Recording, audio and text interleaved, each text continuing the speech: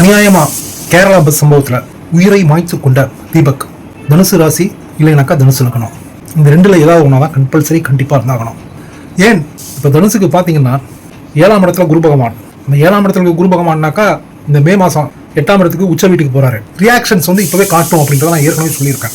So 8ஆம் இடத்துக்கு குரு பகவான் அப்படின்றது மோசமான விளைவுகளை ஏற்படுத்துவார். அடுத்ததாக பார்த்தீங்கன்னாக்கா கும்பத்தில் இருக்க ராகு பகவான், வீடு கொடுத்த சனி பகவான், சுக்கிரன் உச்ச வீட்டில் 4ஆம் இடத்துல சுகஸ்தானத்தில் போய் உட்காந்துருக்காரு. இதெல்லாம் எப்படி அப்படின்னாக்கா காமால கண்ணனுக்கு கண்டதெல்லாம் மஞ்சள். இந்த மாதிரி வலி ஒரு பக்கம் பாவம் ஒரு பக்கம்.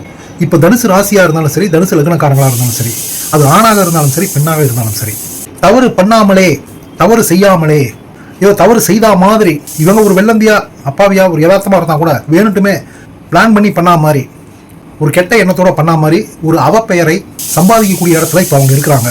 இப்போ தனுசு ராசிக்காரங்களா இருந்தாலும் சரி, தனுசு லக்னக்காரங்களா இருந்தாலும் சரி, மஸ்ட் பி வெரி கேர்ஃபுல்.